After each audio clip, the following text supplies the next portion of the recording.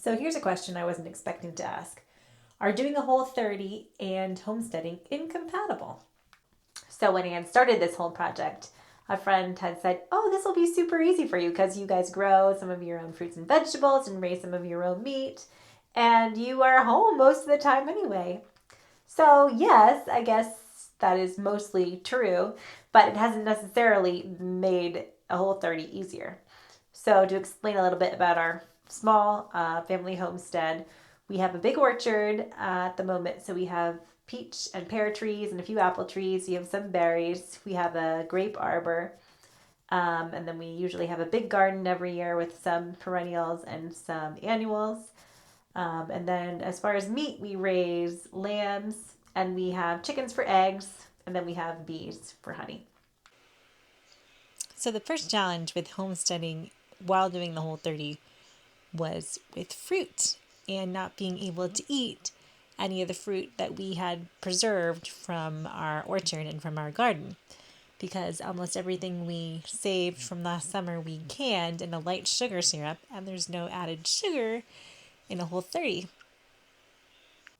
Although it is causing me to reconsider a bit how we do all our preserving, and the fact that everything is preserved in sugar, which is a preservative. So there's a reason why we use it.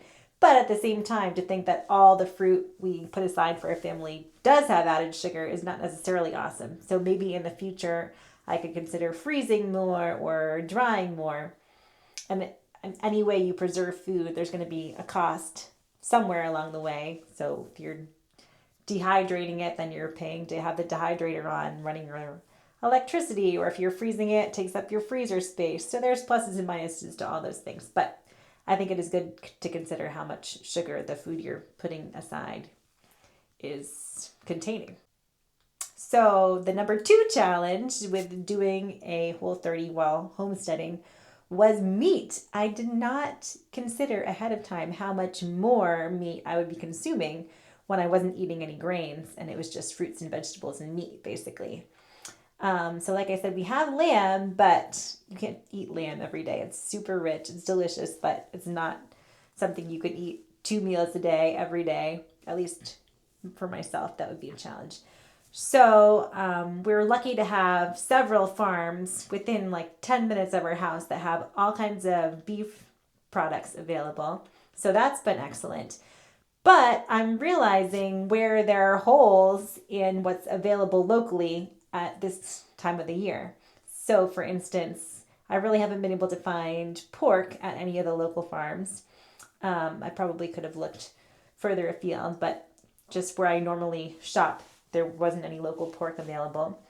We have chickens, like I said, for eggs, but we don't raise any meat chickens.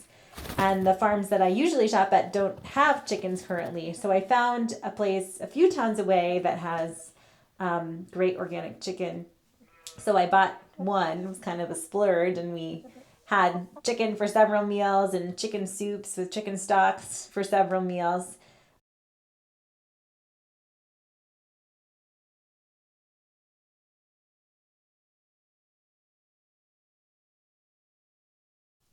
I also found that I bought a lot more fish from the grocery store, which is kind of funny because living in Maine, it seems like we're so close to the ocean and the seafood's so fresh. But not living in Portland, I feel like I'm so far away from the ocean and like a little weary of just buying fish at the grocery store. But anyway, I enjoyed a lot more fish from the local grocery store while doing the Whole30.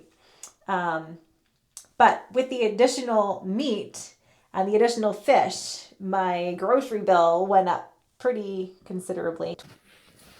And I'm realizing increasingly how much we fill out our meals with grains. Either, having pasta or bread or rice or something with a dish that has meat and vegetables so that everyone's a little fuller, or eating more of the fresh stuff right after we grocery shop, and then towards the end of the week, then we'll have more pasta, or I'll bake bread or pancakes. I've also noticed that I'm buying not significantly more, but definitely more bread and baked goods, like one-off baked goods, like a muffin or a piece of banana bread at the convenience store for the kids when we have tea time rather than baking, because one, it's weird to bake something and then not taste it as you're going or not taste it when you're done. Um, Either because it just smells really good or you do it by mistake. No. Two, if I'm making a snack for myself and my kids, but I can't eat what they're having, then that means I have to make a whole separate thing. So there's just less baking all around. And that means they're eating store bought bread and pastries and baked goods, which is fine, but we usually try to prioritize baking things ourselves when we can. I do think if you did a Whole30 during the summer or just when your land and your garden and your animals were producing more, it would be a lot easier in that you'd have a lot more fresh stuff available and just better quality stuff because you could just go right outside and pick it. I specifically chose to do my Whole30 the end of January and the beginning of February because there's no holidays, there's no birthdays, there weren't barbecues, there was nothing really major that I would be missing. It's kind of a blah time of year anyway, so might as well have some blah food. But I think doing it in the summer would be better in terms of having more options available. So overall, I think there have been challenges in pretty much every food group as far as homesteading and doing a Whole30. But I've been trying to remind myself that this is an experiment that only lasts a short amount of time. And it's not about eating perfectly. It's just about following these rules and seeing what the results are. And then at the end of this journey, I can see what works for me and what doesn't work for me and what works for my family as well, and go from there.